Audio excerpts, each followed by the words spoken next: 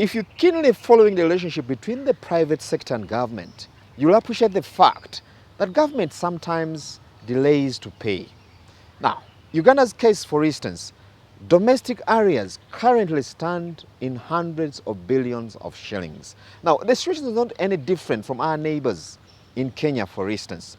Today, suppliers in that economy are coming up with the idea of actually slapping penalties and interest on government agencies that delay payment to them. Today, as we speak, this currently totals over 21 billion Kenya shilling. Now, we'll be getting back to that story in our subsequent shows. It is Money and Markets. I'm Charles Boyd, your host.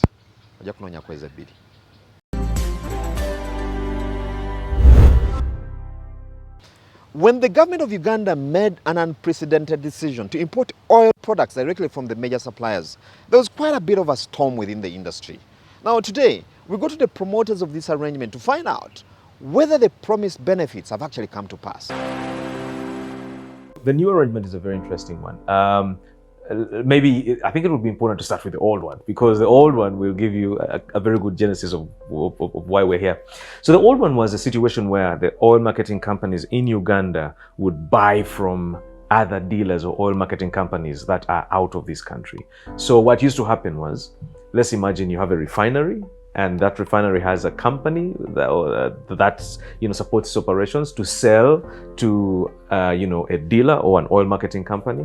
Then that first oil marketing company would then sell to another one, and usually they would be Kenyan, and the Kenyan one would sell to another Kenyan company, and then the other Kenyan company would finally sell to a Ugandan oil marketing company, which also would end up selling to other smaller Ugandan petrol stations or petrol or fuel dealers.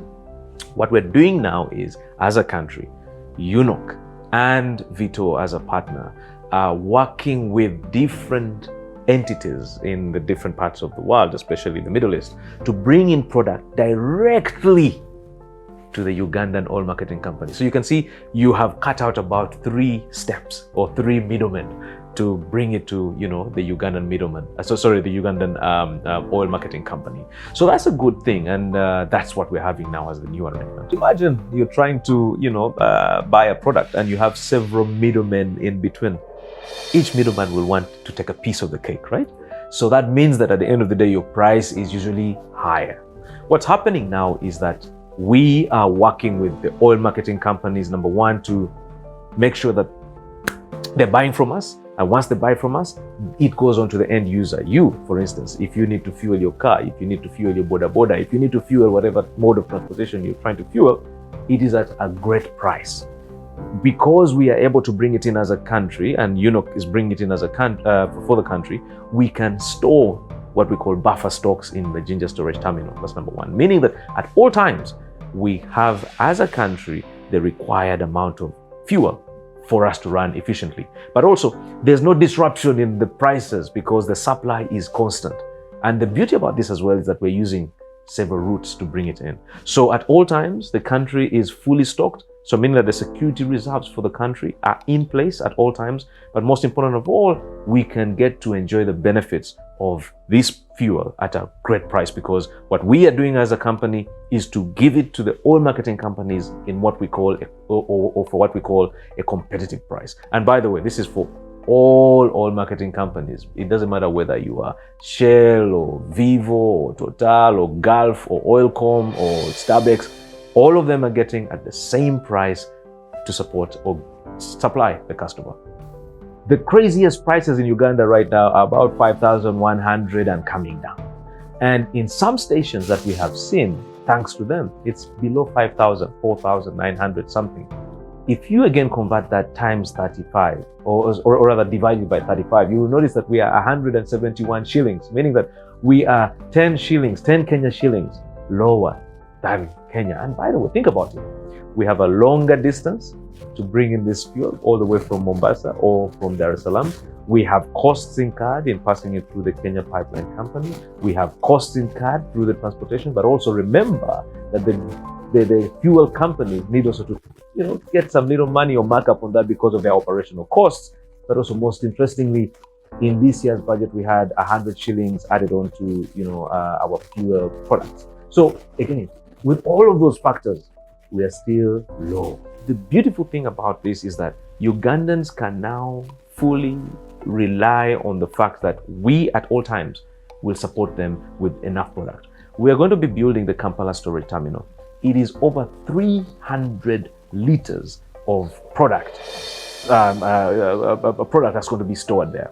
That is so huge in terms of what we need at all times for the country.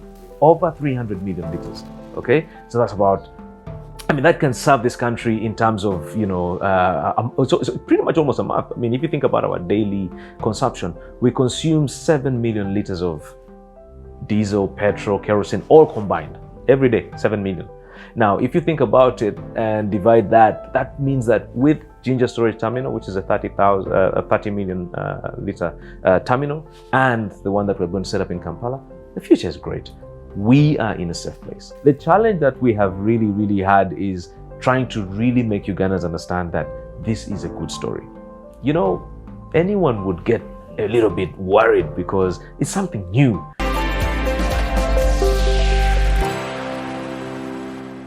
Now, the Minister of Finance recently had a meetup about Uganda's economy. And in this segment, we're trying to find out where we are as an economy and what are the prospects or projections that some of the experts are actually looking at. The total foreign direct investments have increased now to $3.01 billion as at the end of April 2024. In particular, increased FDI was observed in oil and gas sector, and this has spurred economic activity, especially in infrastructure and services.